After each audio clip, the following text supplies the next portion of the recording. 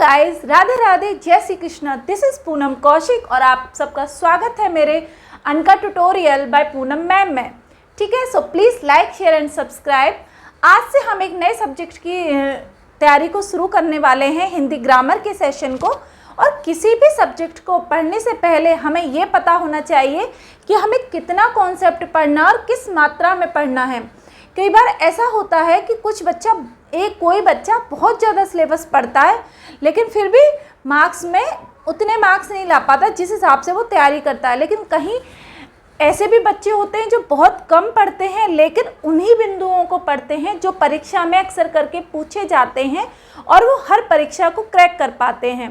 तो इसीलिए हम भी उन्हीं टॉपिक्स को पढ़ेंगे जो बहुत इंपॉर्टेंट हैं। सी-टेट, एच-टेट, आर-टेट, यूपी-टेट, कोई भी टीजीटी, पीजीटी, हिंदी का सिलेबस या साइकोलॉजी, चाइल्ड साइकोलॉजी हम पढ़ ही रहे हैं। एजुकेशन हिंदी से जो नेट का एग्ज़ाम देते हैं उन सभी में जो जो ग्रामर से रिलेटेड इम्पोर्टेंट चीज़ें आती हैं हम उन सबको पढ़ेंगे। या फिर ऐसा भी कह सकते हैं कि जितने भी कॉम्पिटिटिव एग्ज़ाम हैं जिनमें हिंदी को इंक्लूड किया गया है, मेरे इन क्लासेस से, इन वीडियो से उन बच्चों को हेल्प ज़रूर मिलेगी।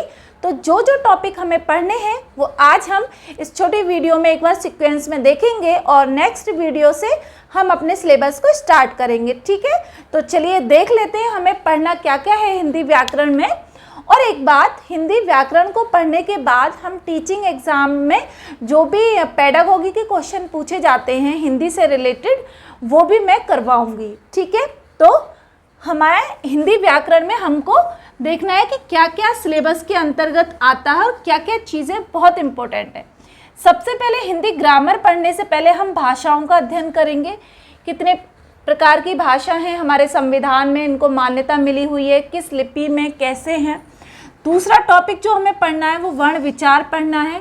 फिर हम शब्द को पढ़ेंगे, वाक्य। इन चारों स्टार्टिंग के जो टॉपिक हैं एक एक क्वेश्चन इनमें से जरूर आता है। आप किसी भी एग्जाम में देख लीजिए, एक क्वेश्चन इन चारों से आएगा।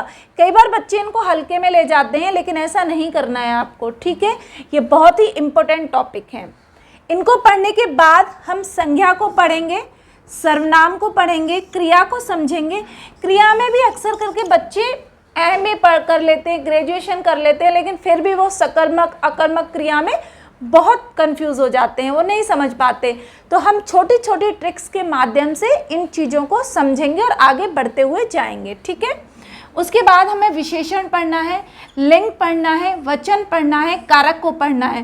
कारक के लिए इतना अच्छा ट्रिक है जो आप लोग एक बार पढ़ के फिर दोबारा आपको ज़रूरत नहीं है, एक बार में ही आपको याद होने वाली है। ठीक है, काल को पढ़ेंगे हम, अवयव को पढ़ेंगे, विराम चिन्ह को पढ़ेंगे। विराम चिन्ह से किसी भी टेट एग्ज़ाम में 2 या 3 मार्क्स तो आते ही हैं। ठीक है, क्वेश्चन आते हैं।